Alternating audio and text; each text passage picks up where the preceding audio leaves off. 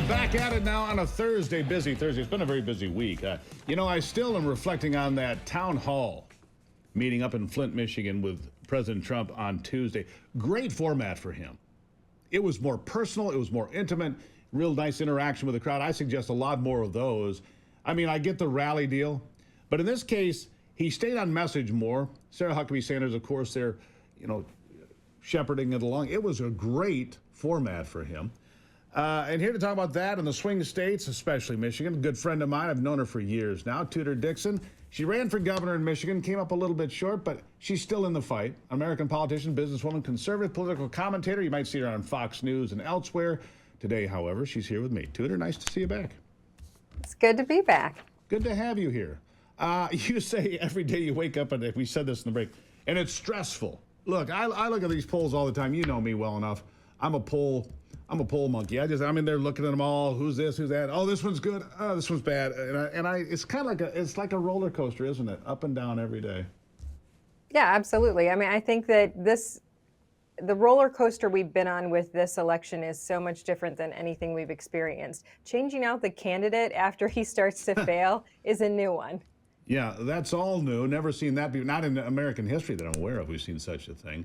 And then you bring in a woman who is the most unpopular vice president in American history. 32% were her numbers. 6 months ago, the Democrats were clamoring, screaming, yelling to get her off the ticket, and all of a sudden she's the second coming. Pretty remarkable that the news media falls right in line. No questions, no press conferences, and when she does an interview, I'm sorry, but it's just embarrassing, isn't it? Right, but this is how far we've fallen in the media. I mean, honestly, if you look at, I think 2016, you could see that this had shifted to a propaganda machine when everybody cried on air. And they were like, wait a minute, we told you who to vote for. Why didn't you do it?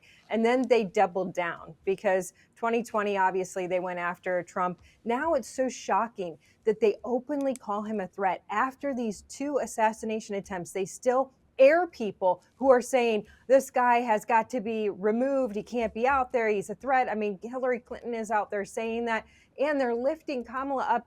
But the beauty of it is she is so unpopular. The American people will not be duped. She has not risen in the polls like they were expecting. They were expecting her to be just blowing Trump away, and she's not even close.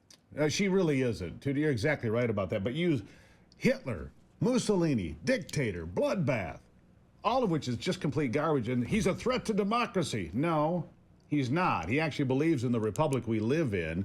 A threat to democracy is central planning, brought to you courtesy of wage and price controls. And Kamala Harris saying, well, even if you have your gun stored in a safe in your house, we'll come in and get it anyway to make sure that it's being taken care of properly. All these things. And Tim Walz saying that there's no absolute right to free speech.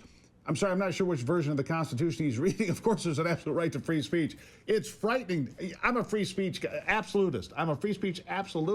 These people scare me, and I'm fearless.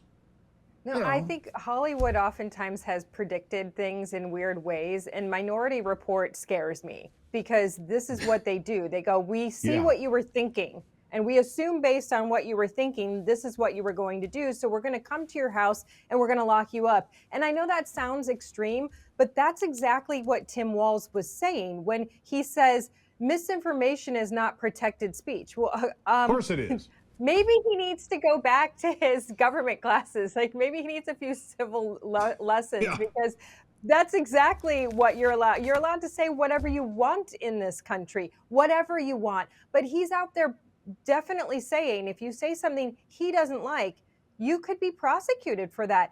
This is new territory. We've never had Hillary Clinton saying the same thing.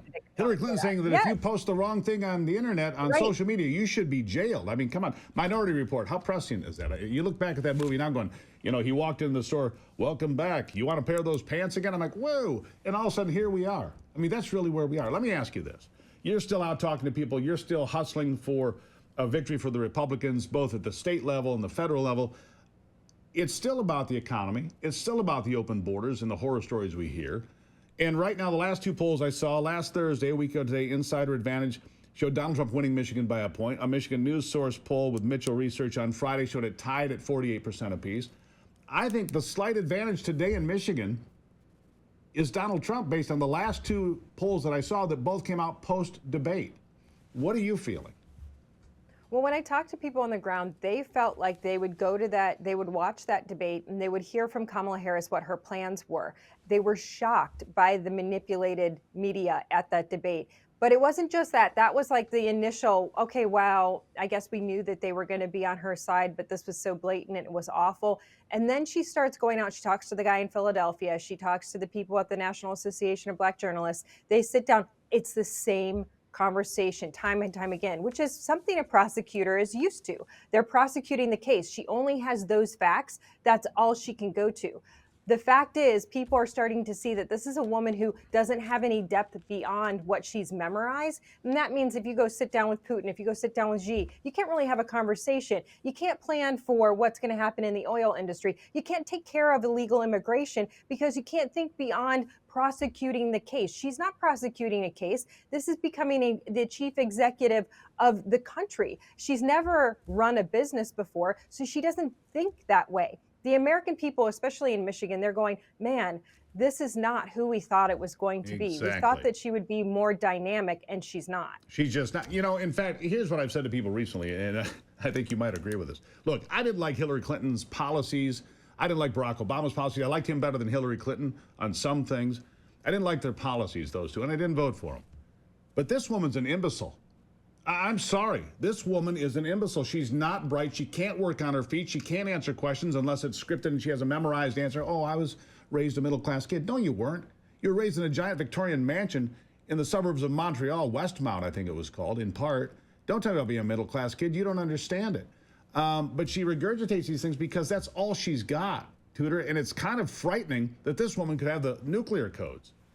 There's nothing I think that was more telling than the guy who tweeted out, my wife asked me, when are you going to clean the garage? My answer, I was raised a middle-class kid. You know, it's like, I'm going to completely ignore the question. Yeah. And so all of America sees exactly what's going on.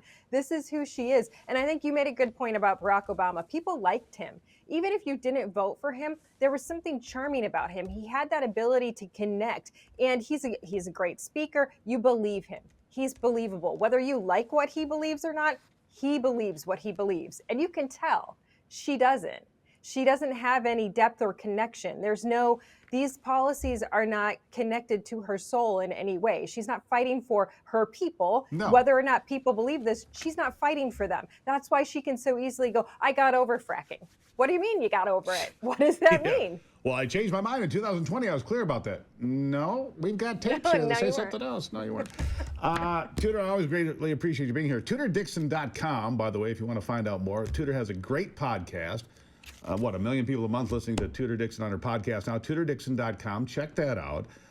She's right here in Michigan with us in West Michigan. I'm here in the center of the state, so we have a pretty good idea what's going on. I think that Trump wins here today, but it's going to be close. People have to go vote. That's a fact. Tudor, thank you as always. And take your friends to vote too. Oh, yeah, take your friends. Be like a Democrat. Take them all. Tudor. Get a bus. Thank you. Yeah, like go to a Kamala rally. Bring the bus. That's right. Thank you, Tudor. We'll take a quick break and be right back. It's the Steve Gruber Show.